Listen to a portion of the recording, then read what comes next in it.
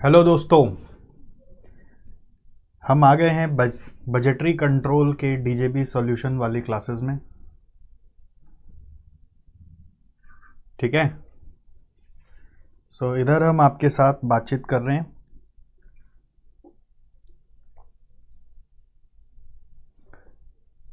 Question number 13 से, क्योंकि पहला जो क्वेश्चन 1 to 12 था वो मैंने ICI मैट के हिसाब से करा दिया था। मैं पहले के इनिशियल क्लासेस ICI मैट को रेफ़र करके करा रहा था, तो उसमें वो हो चुका है। अब हम लोग 13 में आ रहे हैं। ओके, तो चलिए स्टार्ट करते हैं। G Limited manufactures two products called M and N. Both products uses a common raw material Z.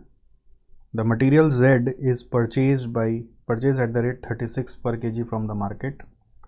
तो दो प्रोडक्ट बनाते हैं लेकिन उसमें मटेरियल लगता है एक, जिसका नाम है Z. Company has decided to review inventory management policies for the forthcoming year. Following information has been extracted from departmental estimates for the year ended 31st March 18, the budget period. Product M और N का sales units है 28,000 और 13,000। Finish good stock increase by year end 320 और 160। Post production rejection rate is 4 and 6। Material Z usage per completed unit net of wastage is 5 kg 6 kg and material Z wastage is 10 and 5%। तो यहाँ पे ये rejection और wastage का क्या treatment है उसको ध्यान देना है। Finish good stock increase by year and का मतलब होता है it is closing stock minus opening stock. ये नेट फिगर है closing stock minus opening stock का। तो जनरली क्या होता है, आप सेल्स में प्लस क्लोजिंग माइनस ओपनिंग करते तो प्रोडक्शन आता है। तो बस सेल्स में अगर आप ये पूरा 320 को ऐड कर देंगे तो आपका प्रोडक्शन आ जाएगा 28,000 प्लस 320 करने से। Usage of raw material Z is expected to be at a constant rate over the period. ठीक है। Annual cost of holding 1 unit of raw material in stock is 11% of material cost. Cost of holding दिया हुआ है, carrying cost जिसको आप बोलते हो। Cost of placing the order ये O दिया हुआ है। Management of G Limited has decided that there should not be more than 40 orders in a year for raw material Z. Should not be more than 40 orders in a year for material Z. तो ये देखेंगे इसका क्या use है। ये material Z खरीदने की बात बता रहे हैं। क्वेश्चन बोल रहा है प्रिपेयर करो functional budgets for the year ended 31st March 18 under the following headings. Production budget बनाना है और परचेज बजट बनाना है। तो प्रोडक्शन बजट तो आ जाएगा sales plus closing minus opening करके, बट वहाँ पे एंड नहीं हो रहा है। आपको पोस्ट प्रोडक्शन रिजेक्शन रेट दिया हुआ है ना, तो इसका मतलब आपको और ज़्यादा बनाना पड़ेगा क्योंकि आपका प्रोडक्शन होने के बाद कुछ रिजेक्शन हो जाता है।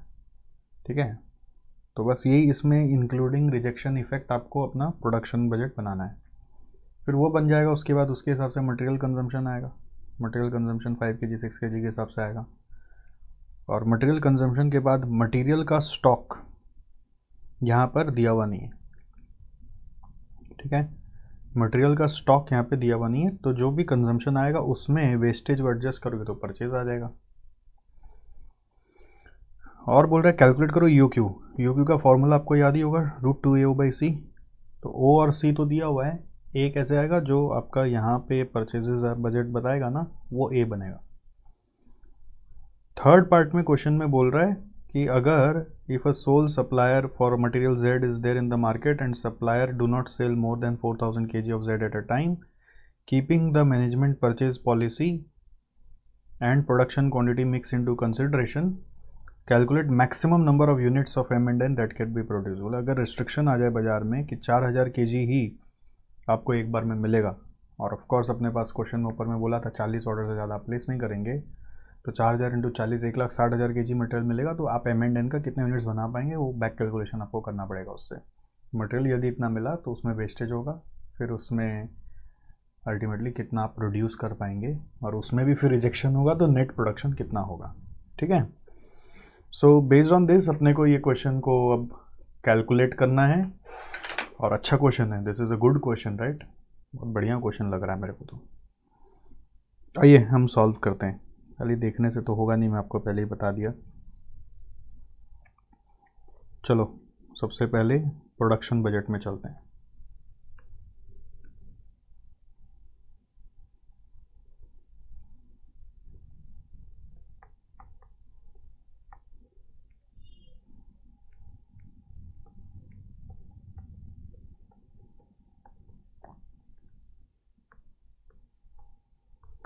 पहले बना रहे प्रोडक्शन बजट।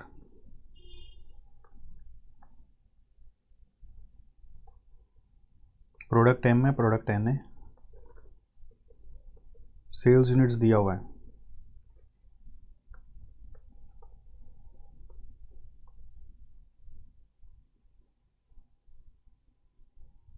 28 और 13।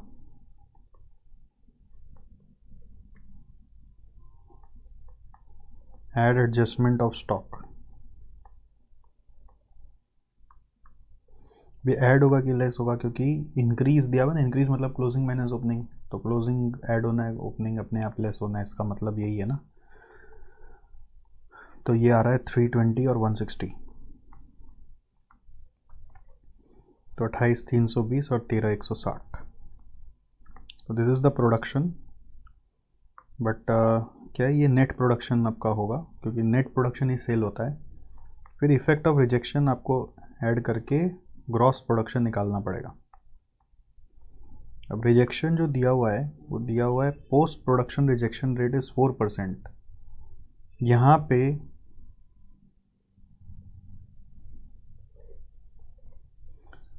अब 4% इसका है कि इसका, ये नहीं क्लियर है, तो माना जाएगा 100 ही अगर ये है तो रिजेक्शन इस पे 4 होगा, क्योंकि पोस्ट प्रोडक्शन रिजेक्शन मतलब ग्रॉस प्रोडक्शन हो गया उसके बाद रिजेक्शन किया 4%, तो ये 96 के बराबर है। सो अकॉर्डिंगली 100% कितना आएगा आप देखो, 28 320 बाई 96%, ये आ रहा है 29,500। फिर ये 100, ये है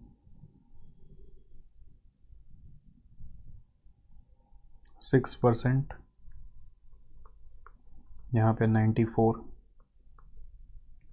13,160 बाई 94% इज 14,000, 840, 1180।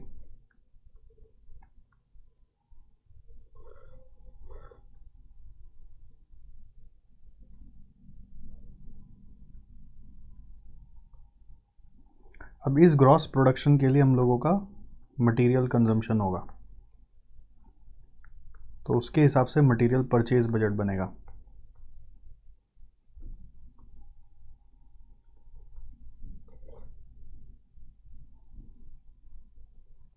तो पहले अपने निकालेंगे material required for gross production,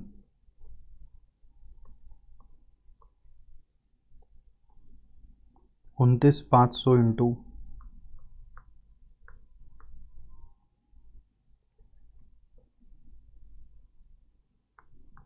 500 into 5 और 6,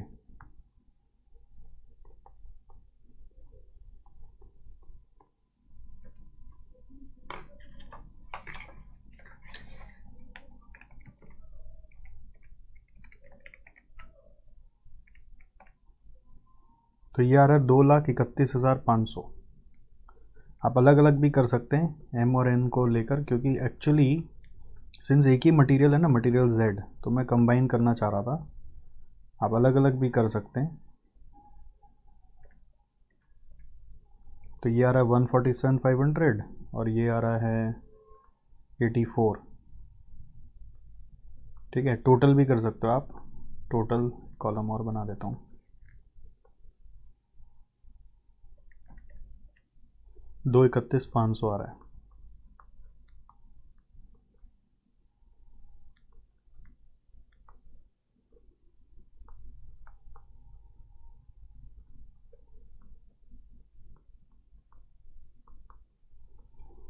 फिर ऐड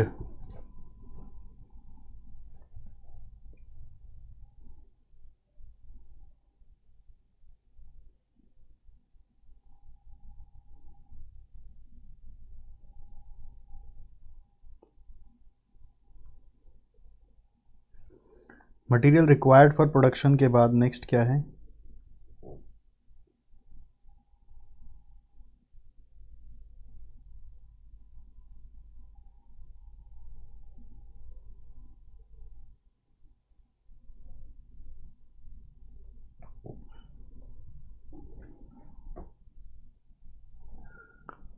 उसमें वेस्टेज है 10 और 5, ठीक है। ऐड करना होगा वेस्टेज, तो फिर आएगा मटेरियल परचेज। अब वेस्टेज किसके ऊपर दिया हुआ है? यहाँ लिखा है बस वेस्टेज ऑन व्हाट, तो हम लोग मानेंगे ऑन परचेज क्वांटिटी, ठीक है। ये इसका ट्रिक हो गया कि वेस्टेज आप परचेज के ऊपर मानो। Excuse me. सो वेस्टेज आपको कितना परसेंट दिया हुआ है? 10 और 5।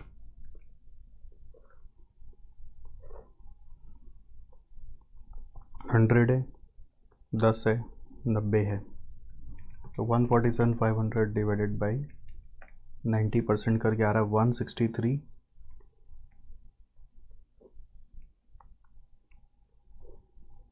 889।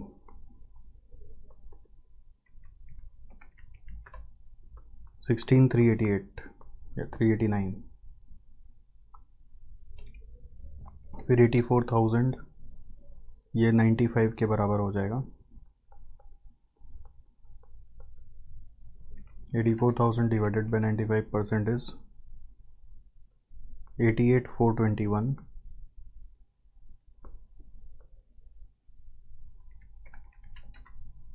4421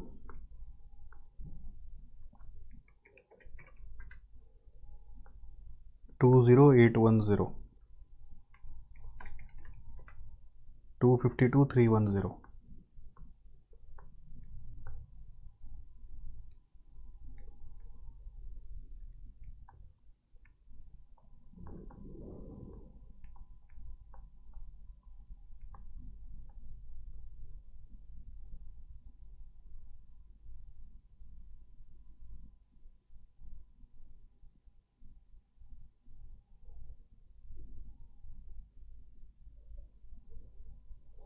Second, calculate the EOQ for material Z.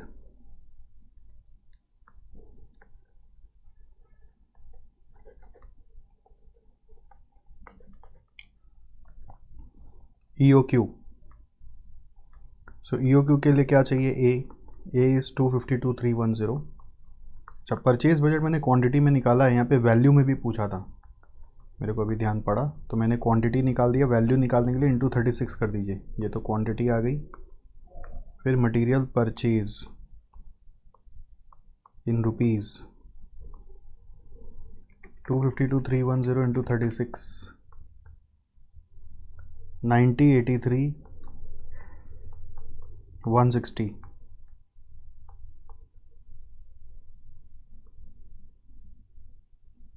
फिर ए मालूम हो गया, ओ क्वेश्चन में दिया हुआ था, ओ दिया हुआ था आपको 320 और सी 11%।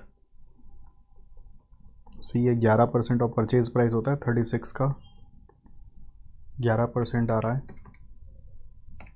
3.96, तो इससे यू क्यू आ जाएगा 2 इंटू 252,310 इंटू 320 बाई 3.96।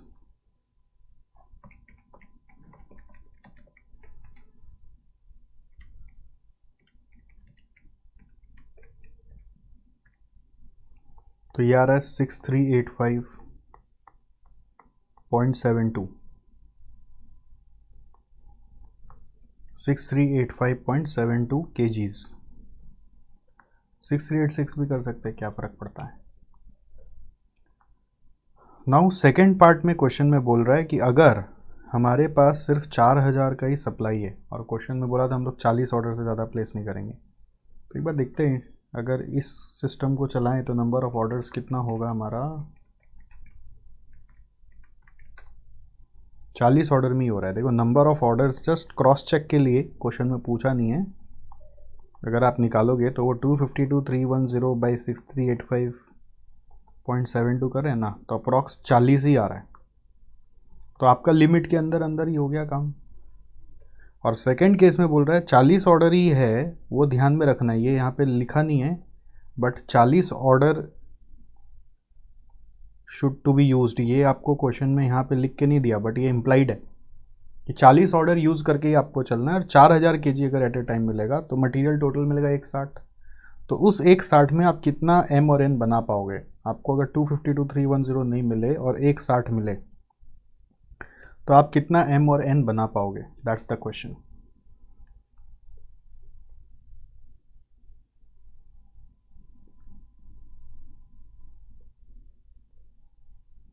सो इसका आंसर क्या होगा? देखो पहले कितना मिलेगा वो निकाल लेते हैं।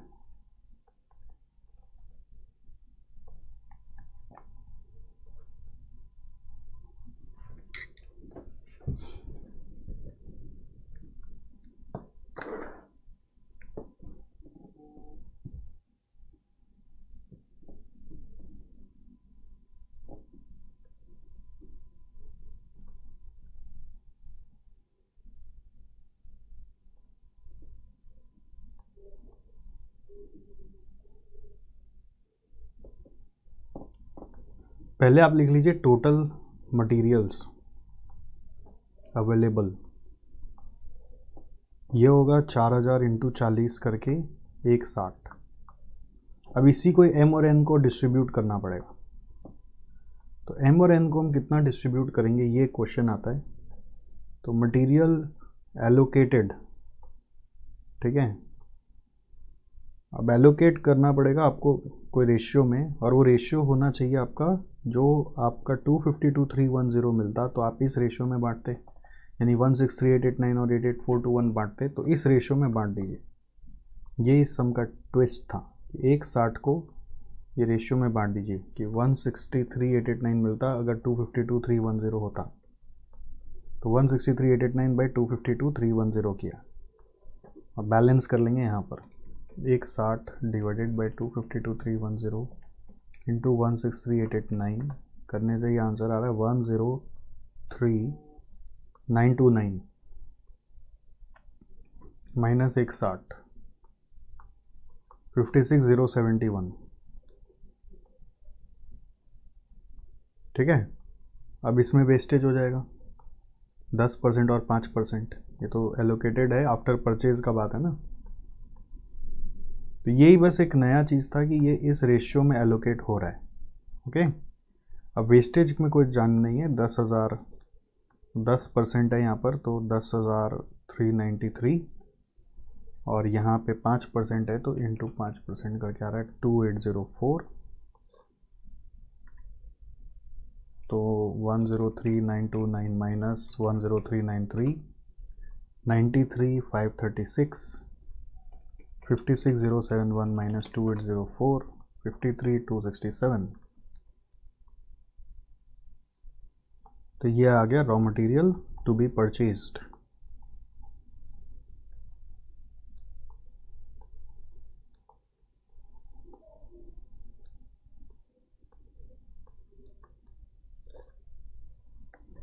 ओके, अगर परचेज पता चल गया, raw material to be purchase नहीं, sorry, to be consumed, consumed हो गया, ये इतना परचेज किया तो उसमें से वेस्टेज हो गया तो इतना कंज्यूम होगा।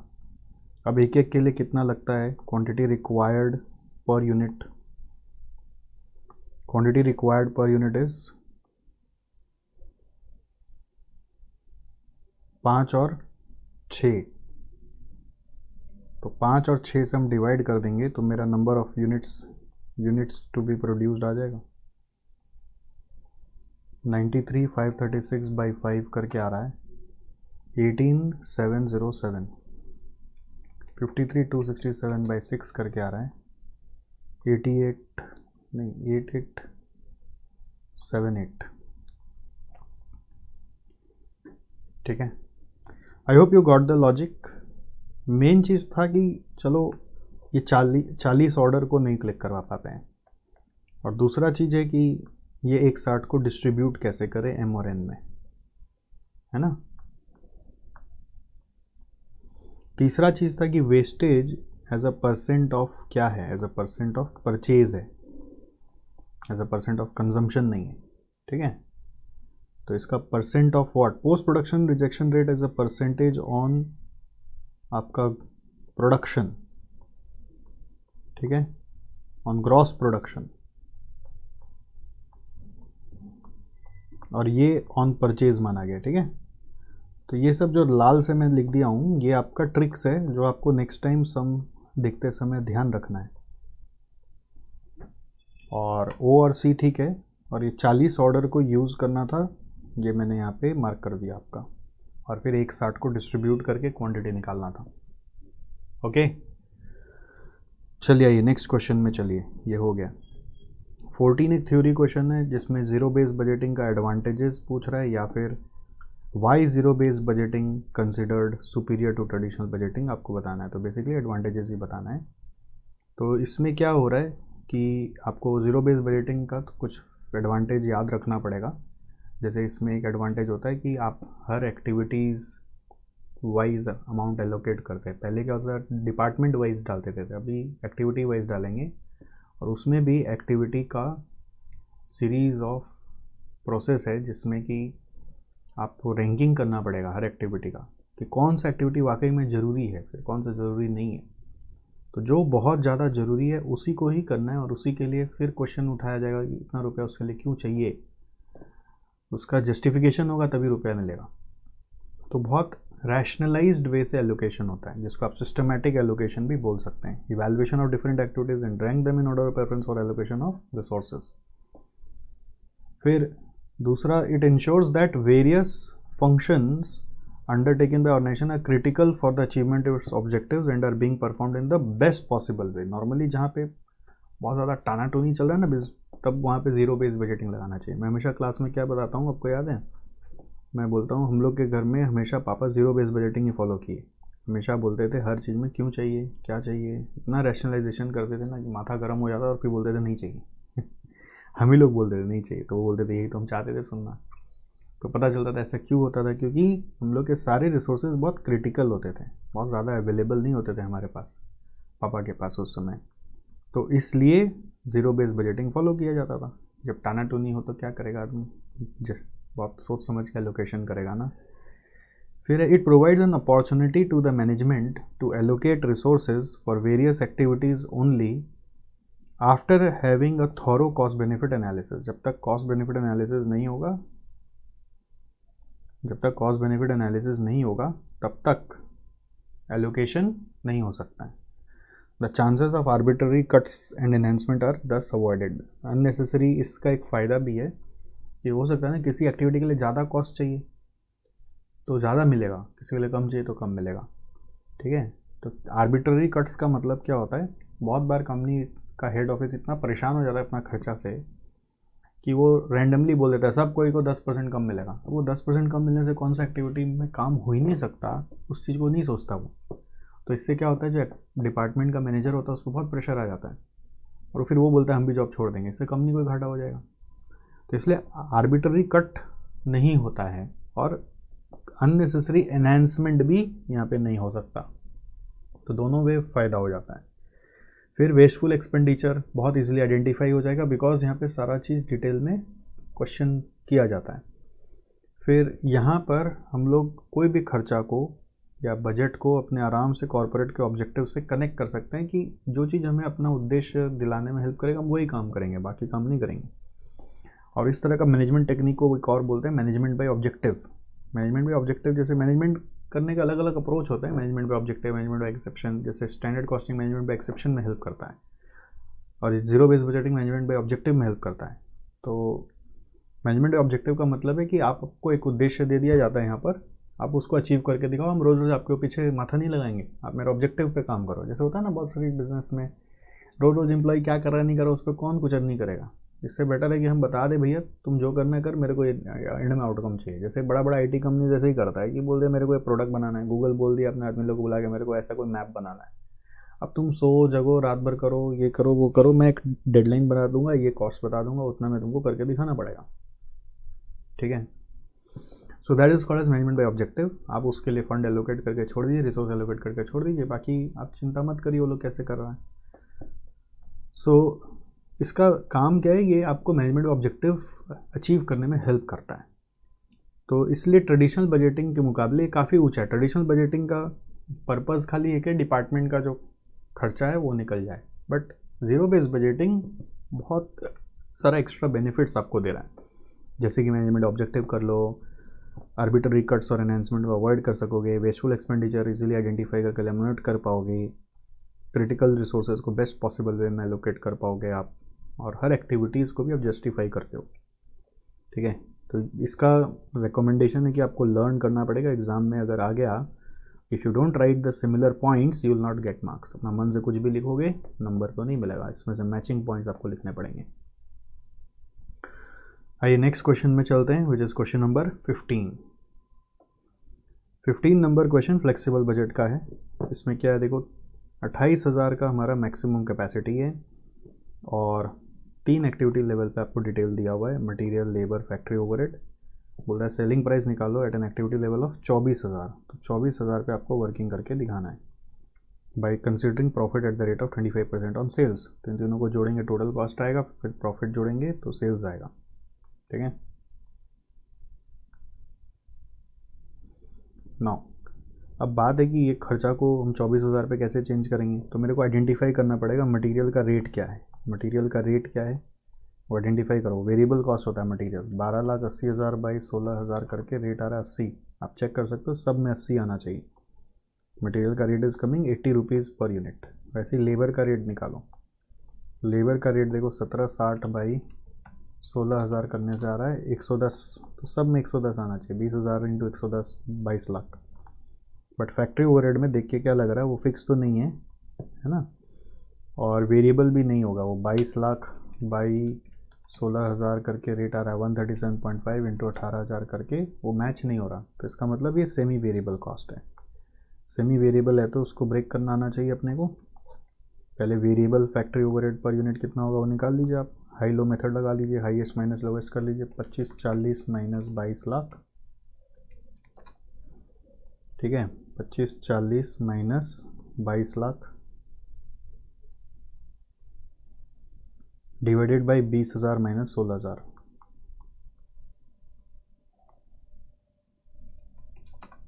तो रेट आ रहा है 85 रुपीज़ पर यूनिट।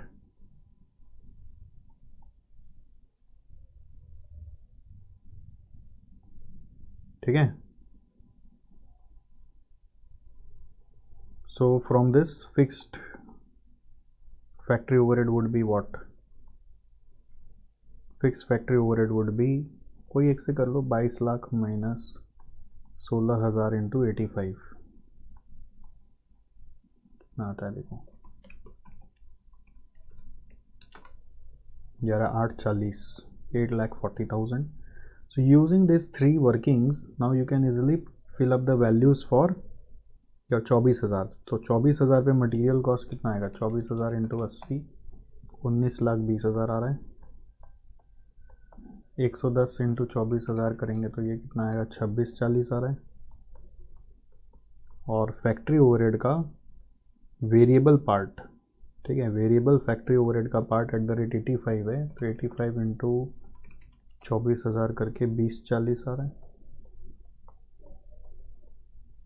और फिक्स्ड फैक्ट्री ओवरहेड का 8,40,000 आ रहा है।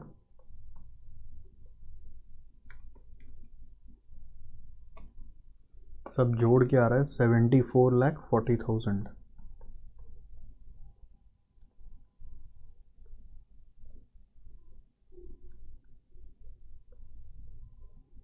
सब जोड़ के आ रहा है 74,40,000। This is total cost. और ऐड करना है आपको profit which is 25% on sales, so which is equal to 33% on cost. ठीक है, तो डिवाइड बाई 3 कर रहे हैं तो 24,80,000 आ रहा है। ये तो पता ही है ना, 25% on sales is equal to 1/3 on cost. So 24,80 आ रहा है, ऐड करके फिर जोड़ दिया जाए 74,40 से, तो सेल्स निकल के आ रहा है 99,20,000।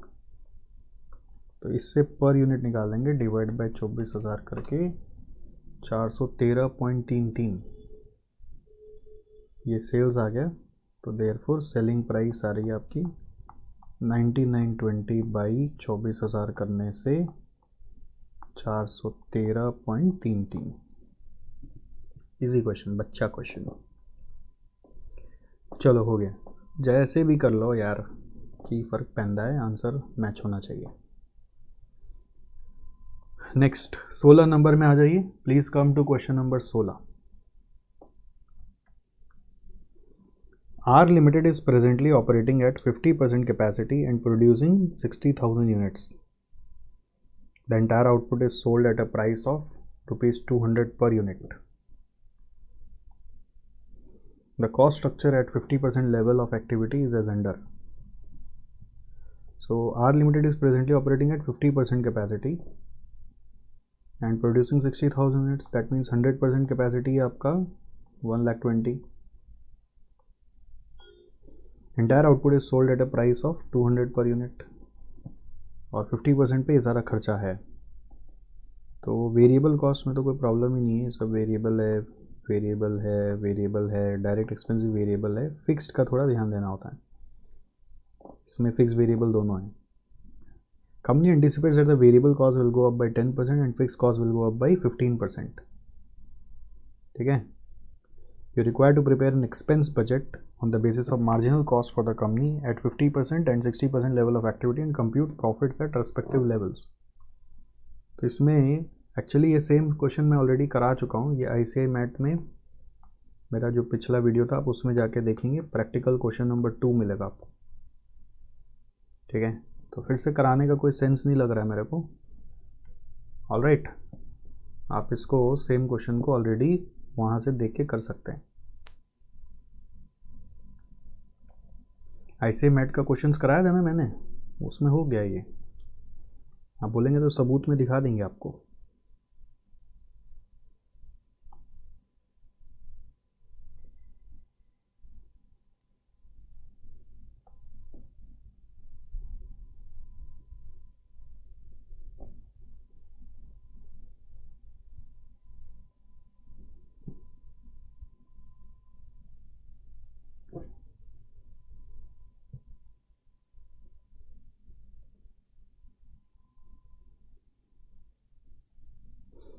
प्रैक्टिकल क्वेश्चन नंबर 2 ये रहा। देखो क्या है, बस खाली कॉस्ट का जो फिगर्स है ना वो चेंज हुआ है, 1/4 हो गया है। डायरेक्ट मटेरियल जैसे यहाँ 300 है, वहाँ पे कितना है 75 है, लाइक दैट। बाकी क्वेश्चन पूरा कराया हुआ आपको। ठीक है, तो आप एक बार अपने आप ट्राई करो, आपको पूरा कॉस्ट स्ट्रक्चर को जोड़ना है, बस बहुत सिंपल है। ठीक है, यहाँ पे ऑन द बेसिस ऑफ, देखो लिखा है ना मार्जिनल कॉस्ट, मतलब मार्जिनल कॉस्टिंग का स्टेटमेंट आपको बना के करना चाहिए। तो इसका अप्रोच क्या होगा, आप बोलेंगे तो मैं सजा दूंगा, सेल्स कंप्यूट प्रॉफिट्स भी बोला है ना एट रेस्पेक्टिव लेवल, तो 50% पे क्वेश्चन में डिटेल दिया हुआ है और 60% पे आपको करने बोल रहा है। तो प्रेजेंटेशन इस तरीके का होगा, पर यूनिट टोटल, फिर आएगा सेल्स पर यूनिट, जैसे 200 है, यहाँ पे सेलिंग प्राइस चेंज नहीं हो रहा, वो 200 ही है। 50% पे अगर आपका 60,000 यूनिट है, तो यहाँ पे यूनिट आपको पता होना चाहिए 60% पे कितना होगा। 60% पे 1,20,000, 100% पे तो 60% पे कितना होगा, 72,000 आ रहा है।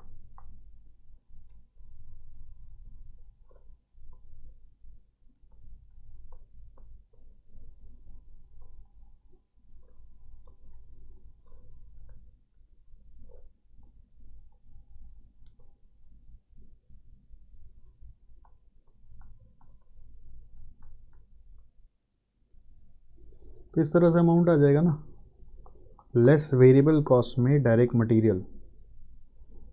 देखो मैं टोटल में नहीं बैठाऊंगा, मैं आपको हेल्प कर दे रहा हूँ बस। यहाँ 75 है और यहाँ पे बोल रहा है it will go up by 10%, तो इट विल बिकम 82.5।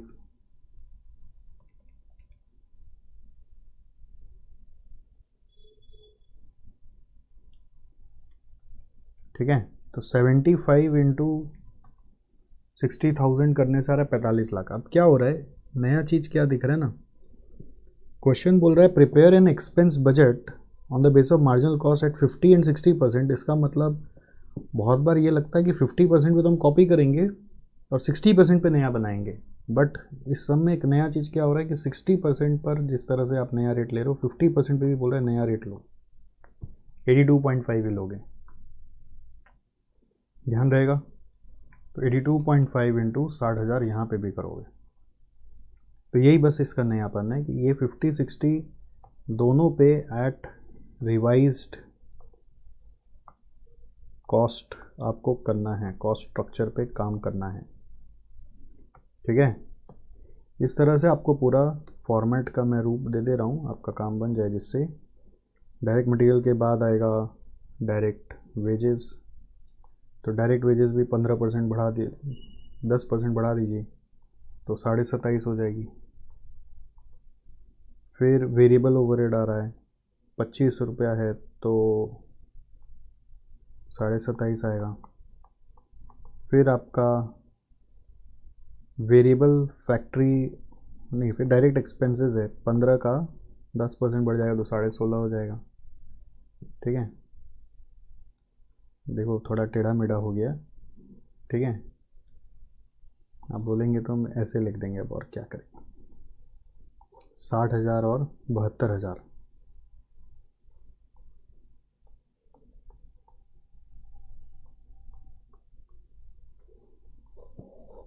मेरे को लगा मैं पूरा सॉल्व करूँगा नहीं, इसलिए मैं वहाँ पे चालू कर दिया, फिर मैं करने लग गया आपके लिए। नॉर्मली एक कहावत है, learn how to finish before you start. तो मैंने वो सोचा ही नहीं ना, लर्न हाउ टू फिनिश सोचा ही नहीं, मैंने बस स्टार्ट कर दिया, क्योंकि मैं सोचा था कि मैं पूरा करूँगा नहीं, मैं बस टिक मार के बता दूंगा कि ऐसे ऐसे आपको करना है। स्टार्ट का ही नहीं सोचा तो फिनिश का कैसे सोचे। अगर मैं ये सोचा होता कि मेरे को पूरा कराना है तो मैं ज़रूर नया पेज में ही कराता। 27.5 वेरिएबल ओवरहेड का भी 27.5, अमाउंट आप लिखते जाएंगे, ठीक है। फिर आ रहा है डायरेक्ट एक्सपेंसेस, डायरेक्ट एक्सपेंस है 15 तो 15 का हो जाएगा 16.5।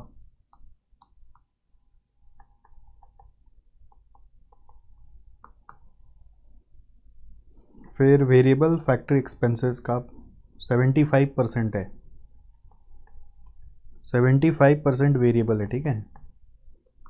25% फिक्स बोल रहा है, तो 75% कितना होगा 15, 15 का फिर 10% बढ़ जाएगा तो 16.5।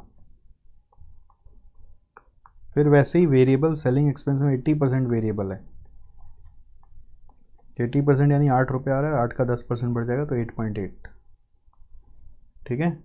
इस तरह से आपका कंट्रीब्यूशन आएगा, ओके। फिर आप लेस करोगे फिक्स कॉस्ट, फिक्स कॉस्ट में fixed factory expense, fix factory expense दिया हुआ है, देखो 20 का 25% फिक्स्ड है, तो 20 का 25% होता है 5 रुपया। एंड ये 5 रुपया को एक ट्रिक होता है कि आप 100% से मल्टीप्लाई मत कर देना। जब मार्जिनल कॉस्ट के हिसाब से स्टेटमेंट बन रहा होता है तो ये सारा कॉस्ट स्ट्रक्चर आपका 50% पे ही दिया हुआ है, 50% से ही मल्टीप्लाई करके टोटल पे जाओगे। तो 5 इंटू 60,000 करोगे तो 3 लाख आएगा, ठीक है। 5 इंटू कितना करोगे 60,000 करोगे तो 3 लाख आएगा, और फिर उसको कितना परसेंट से बढ़ाने बोल रहा है 15% से। तो 3 लाख को 15% से बढ़ाना है, तो 345, तो दोनों में सेम रहेगा। इसी तरह से फिक्स फैक्ट्री एक्सपेंस के बाद फिक्स सेलिंग एक्सपेंस 20% है, तो 2 रुपया इंटू 60,000 करने से फिक्स सेलिंग एक्सपेंस 2 रुपये इंटू 60,000 करने से 1,20,000, और 1,20,000 को 15% से बढ़ा दो तो 138 आ रहा है, समझ में आया। 2 रुपया इंटू 60,000 इंटू 115%, यहाँ पे क्या हुआ 5 इंटू 60,000 इंटू 115%,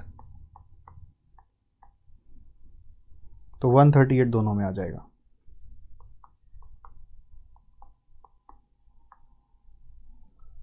फिर आ रहा है तुम्हारा थर्ड वाला ऑफिस एंड एडमिन एक्सपेंस।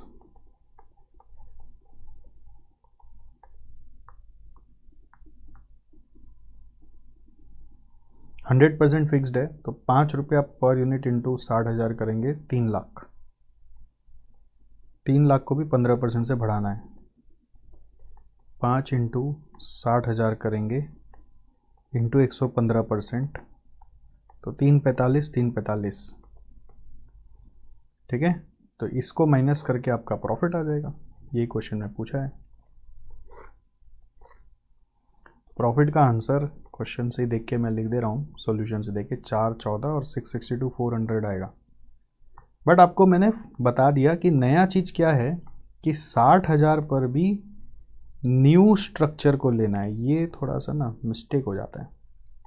अगर ये सम नहीं किया हो तो बच्चा लोग क्या करेगा पता है, 50% पे वो करंट वाला ही डाल देगा, क्योंकि क्वेश्चन में करंट 50% पे दिया हुआ है। अब नॉर्मली नया जो बोलता है ना अपने नया रेट पे कर देते हैं। क्वेश्चन में क्लियर नहीं किया है कि 50% वाला आपको सेम रेट पे करना है कि नया रेट पे करना है। तो इसका व्हाट्स न्यू में न्यू कॉस्ट स्ट्रक्चर लिखा हुआ है मेरा, यही व्हाट्स न्यू है इसका। New cost structure for both 50% and 60% आपको जाना है, ठीक है। I hope this is clear.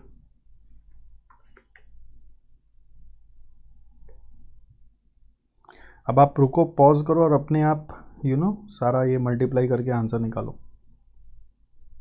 निकाल लिया तो वेरी गुड है। ये देखो,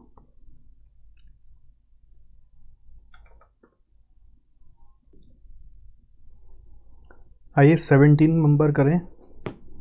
बहुत ही आसान सा क्वेश्चन। 3 रेशियो निकालने हैं आपको।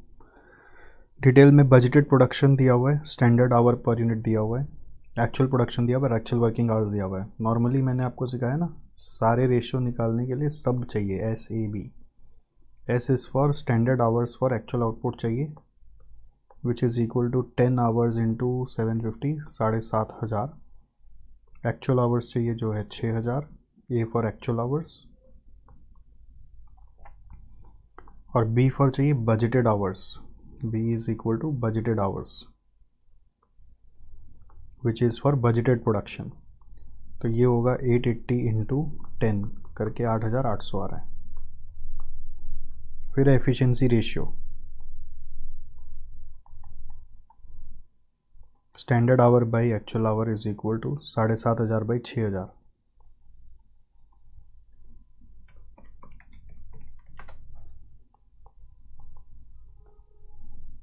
एक्टिविटी रेशियो ये होता है A by B, sorry S by B, standard hour by budgeted hour, 7,500 by 8,800,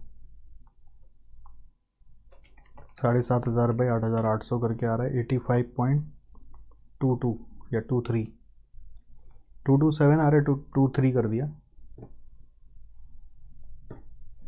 और एक आ रहा है capacity ratio which is A by B, actual hour by budgeted hour, so 6,000 by 8,800,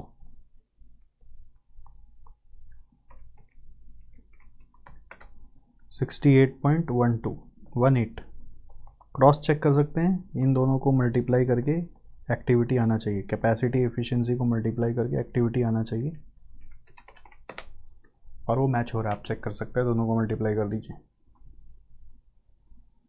next question में आ जाइए। Explain the difference between fixed and flexible budget. So this is a very common question for exam purpose.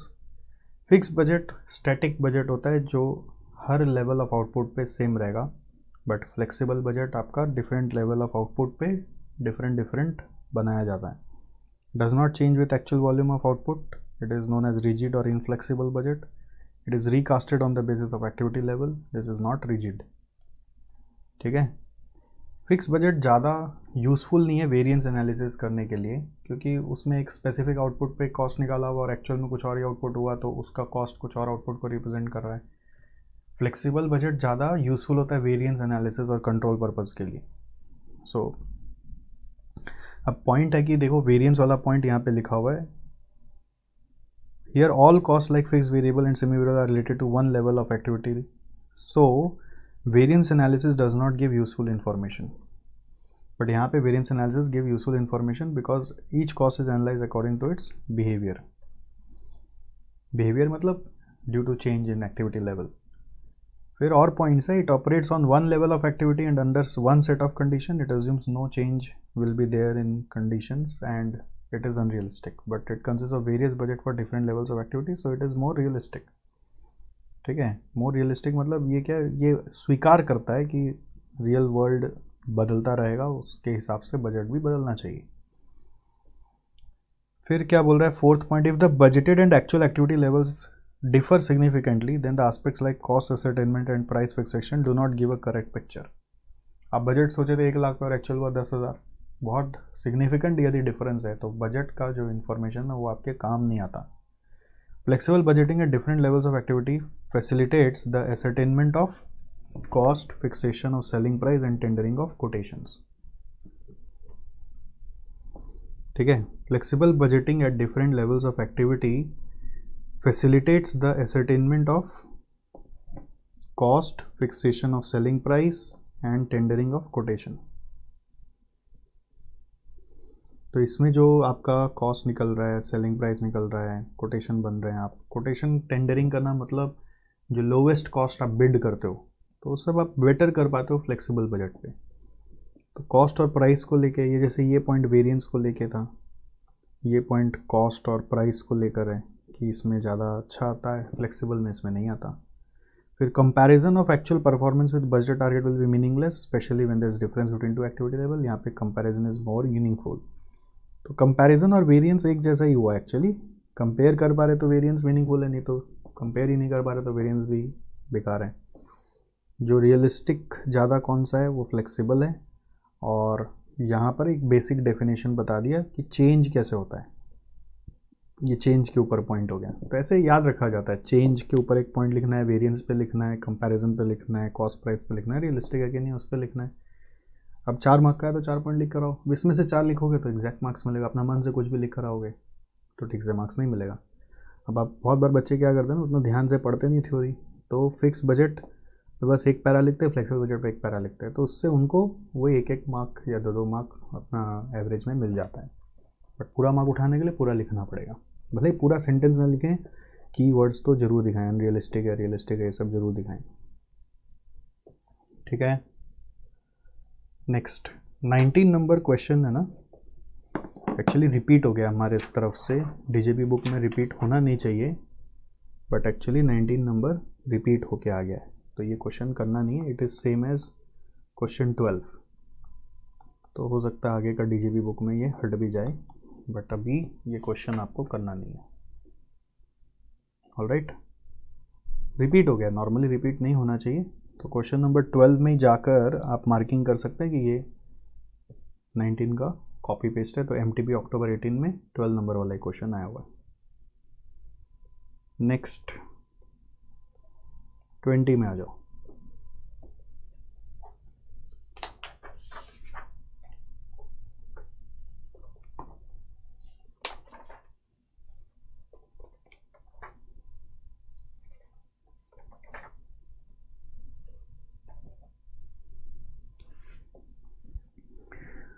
देखिए क्या बोल रहा है, S Limited has prepared budget for the coming year for its 2 products A and B. 6,000 और 9,000 unit का आपको दिया हुआ है production and sales unit, material cost, labour cost, variable overhead, fixed overhead, selling price. After some marketing efforts the sales quantity of A and B can be increase by 1500 unit and 500 unit respectively. बोल रहा है marketing effort डालेंगे तो ये quantity बढ़ जाएगा, but for this purpose variable overhead and fixed overhead will be increase by 10% and 5% respectively for both the products. तो खर्चा भी बढ़ जाएगा। तो क्वेश्चन क्या चाहता है हमसे, प्रिपेयर करो flexible budget for both the products before and after marketing effort. तो इसमें से सेल्स और कॉस्ट दिया हुआ है तो प्रॉफिट निकाल के आपको देखना है। ठीक है, सो इजी है, इजंट इट? फील तो एकदम इजी का ही आ रहा है।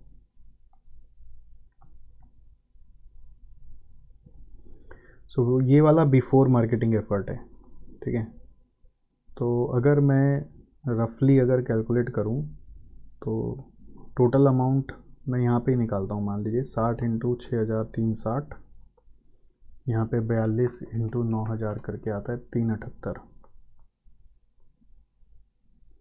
30 इंटू 60,000 करके आ रहा है 180, 18 इंटू 9,000 करके आ रहा है 162, ये है 72,000 और ये है 54,000, ये है 48 और ये है 36, ये है 720 और ये है 78 इंटू 9,000 करके 7,02,000।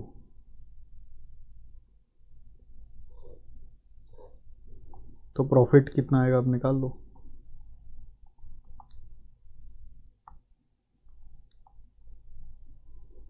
सात 20 minus 48 minus 72 minus 180 minus 360,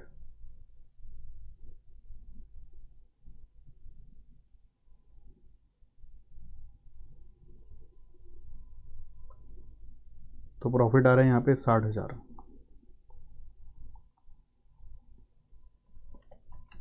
7,02,000 minus 36 minus 54 minus 162 minus 378, ये आ रहा है 72। ठीक है, तो ये मेरा बिफोर वाला रेडी हो गया, इजी। अब आफ्टर वाला आपको करना है as per the question specifying the change. करके दिखाओ, अपने आप करो।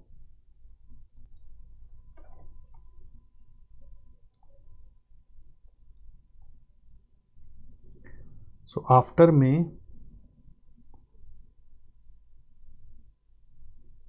मैं यहाँ पे कर रहा हूँ, ठीक है। ए है और बी है, उसका यूनिट्स बढ़ाने बोल रहा है 1500 और 500 से, तो 7.5 और 9.5 हो जाएगा।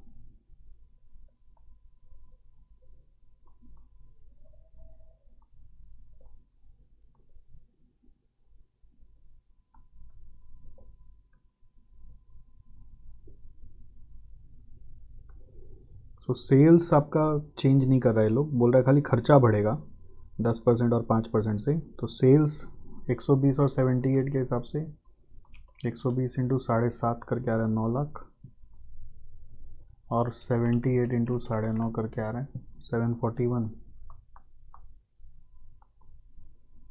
लेस खर्चा डायरेक्ट मटेरियल 60 इंटू 6, 60 को बढ़ा देना है कितना परसेंट से, वेरिएबल ओवरहेड बढ़ेगा। अच्छा, खाली वेरिएबल ओवरहेड बढ़ेगा और फिक्स्ड ओवरहेड बढ़ेगा, सारा वेरिएबल कॉस्ट नहीं बढ़ रहा है, तो वो 60 और 42 ही रहेगा। तो 60 इंटू 7.5 4.5 और 60 42 इंटू 9.5 399।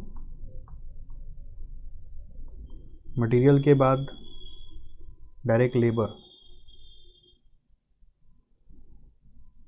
लेबर सेम रहेगा 30 और 18, 7,500 इंटू 30 225, 9,500 इंटू 18 171। डायरेक्ट लेबर के बाद वेरिएबल ओवरहेड है, वो बढ़ा देना है 12 और 6 को 10% से बढ़ाना है। तो 12 इंटू 7,500 प्लस 10% करें 99 आ रहा है, और 9.5 इंटू 6 इंटू 110% करके 62,700 आ रहा है। फिर वेरिएबल ओवरहेड के बाद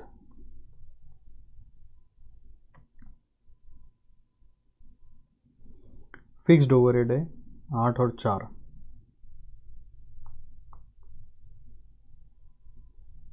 8 इंटू 7.5 66,000, उसमें कितना परसेंट बढ़ाने बोला था 5%। 8 इंटू 7.5 66 आ रहा है 60 आ रहा है, प्लस 5%, 8 इंटू 7,500 प्लस 5% करके 63 आ रहा है। एक मिनट रुको, मेरा गड़बड़ हो रहा है, मैं 8 पे क्यों चला गया, मैं हड़बड़ा के ध्यान नहीं दिया। फिक्स्ड ओवरहेड तो 48,000 ही होगा ना, उस पर 5% बढ़ेगा, यही हड़बड़ में गड़बड़ होता है। 50,400, ठीक है। और यहाँ पर 36,000 है, 36,000 का 5%, 37,800। चलिए माथा में क्या है ना, कुछ और चलने लग गया था, कर रहे थे सब, माथा चला गया कहीं और तो कर दिया मिस्टेक। कोई इतना तो बेसिक हम लोग को पता ही है यार, होने में वो कुछ भी हो जाएगा, दिमाग कहीं और गया बस गया।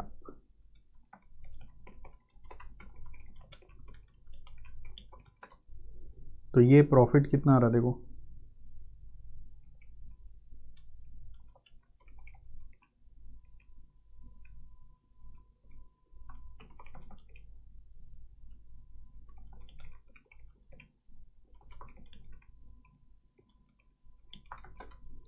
यहाँ पे प्रॉफिट आ रहा है 75,600 और यहाँ पे 741 minus 399 minus 171 minus 62,700 minus 37,800 70,500।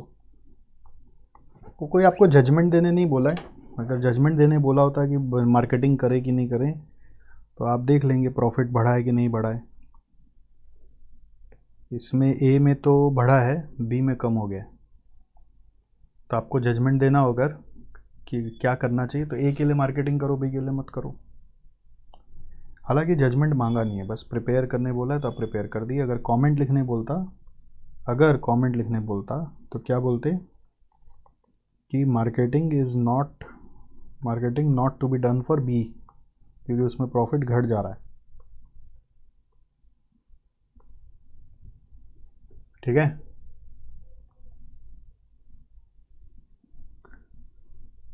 Okay. चलिए आज हम लोग यहाँ पे रुक जाते हैं, आज एक दिन में तो इतना सारा ख़त्म होगा भी नहीं, तो इसको कंटिन्यू रखते हैं, अगला दिन होपफुली ये ख़त्म कर देंगे अपने। ओके गाइस, चलिए फिर मिलते हैं, थैंक यू।